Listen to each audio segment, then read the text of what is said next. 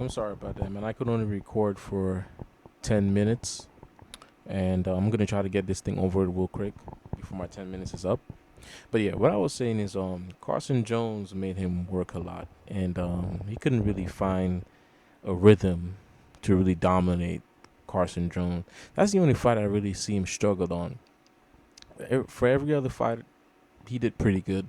Um, he looks like a type of fighter that can take over the welterweight division, but he has his setbacks. Like I said, he's not really a fast fighter. He's not really a he doesn't have that much power. He has power, but he's not overwhelming. He doesn't have qualities that stand out too much to where he can move up and still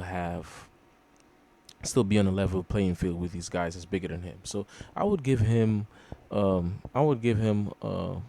40% chance of beating. That's more than everybody else is giving him, but I'll give him like a 40% chance of beating um, Triple G, because Triple G haven't really been in there with somebody that's, to me, in my opinion, that's as sharp as Kell Brook, and that has really good timing as Kell Brook. Kell Brook has pretty good timing. So I mean, I'm still looking forward to seeing the fight, but I have Triple G by. I don't think he's gonna stop. I know a lot of people think he's gonna stop Kell Brook, but I don't think. I think it'll be unanimous decision. If he's gonna get stopped, it'll probably be a TKO. But I don't think Kell Brook is gonna get knocked out. I give him his props, even though he's been fighting a lot of bums in between. I can still see where his skills lay at, and I don't think he will lay down for Triple G.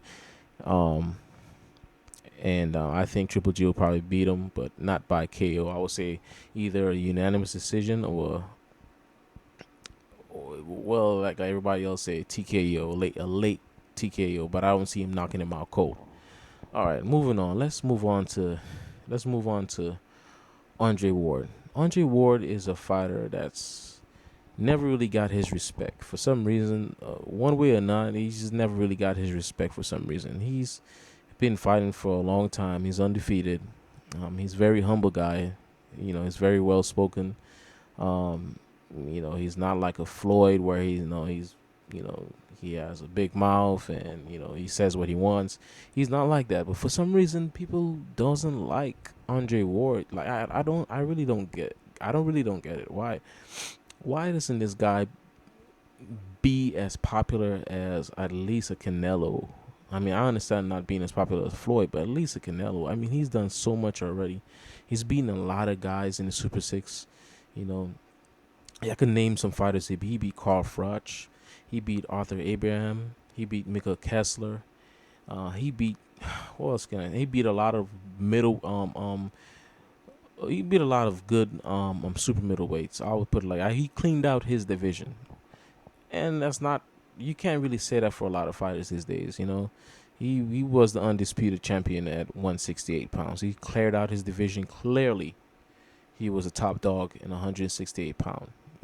He's still he. I think he's in his mid 30s. He doesn't really have that much time to be waiting on a guy like Triple G. I mean, Triple G's in his mid 30s also, but Andre Ward just decided to move up because he wasn't getting the Triple G fight. So he decided to move up and fight this guy right here, which is a 175-pound killer in Kovalev. Kovalev has beaten a lot of good fighters. To me, I mean, people really haven't really heard of these fighters, but I've been watching boxing for a while, so I know some of these. I can't remember some of these. I have to get a list and write down these names so I can remember these fighters because I'm a visual learner. So, yeah, he's been fighting a lot of good fighters. To me, that's beating Jean Pascal is a good win. He knocked him out. I think he's always a TKO. He beat up Bernard Hopkins. I know Bernard Hopkins is like 150 years old. He's pretty old, but to dominate Hopkins like that, it's pretty impressive. Even though I think Hopkins is like 48 years old, something like that. Hopkins is pretty old. I don't know how the hell he's even in a ring at that age, but that's phenomenal. But anyways, he beat up Hopkins. He beat up Jean Pascal. He beat up a couple good fighters that was supposed to give him a little bit of problems, but he just took care of everybody. He has tremendous punching power. He doesn't look like he hits hard. That's the thing, man. He looks can be very deceiving. He looks like an old guy, like a guy that you run into Walmart, and your average Joe. But I mean, he can really put a hurt in. I think he even killed a guy in the ring, so he can really put a hurting on his opponents. And he haven't really won it. I don't think he won the distance in a long, long time. But that's probably like a handful of times. But he's getting in there and he's really hurting these people, man. These people just cannot stand his power. It's kind of reminiscent of his brethren right here, is Triple G. But I think, in my opinion, he's a better fighter than Triple G. I think Andre Ward has a very, very, very big task ahead of him, fighting somebody like a Kovalev, which is one of the best pound for pound fighters in the world. I would easily see Andre Ward beating Triple G, but moving up a division and fighting a guy like Kovalev, who's been dominating his division for a couple of years now. Adonis Stevenson couldn't really make a fight with him. I don't know why that didn't happen, but I see Andre Ward having a very hard time with this guy. I mean, I would give this fight, I would say if it would be a 50-50, if not, or 60-40 into Andre Ward's favor, because Kovalev favor, because Kovalev haven't really shown that he's, I think he's not really a spring chicken himself, but he really showed in his last couple of fights that he can really put a hurting on you, and he's a pretty good boxer. He has very good balance. He punches in bunches. He throws a very good jab. He has very good very good. Well, I won't say very good, but he has very fast feet for a 175-pounder. He's in very good condition. He's always in a position to punch you. That's what really offset these guys. He's always in a position to punch you. He's not that easy to hit. He can hide his head pretty good.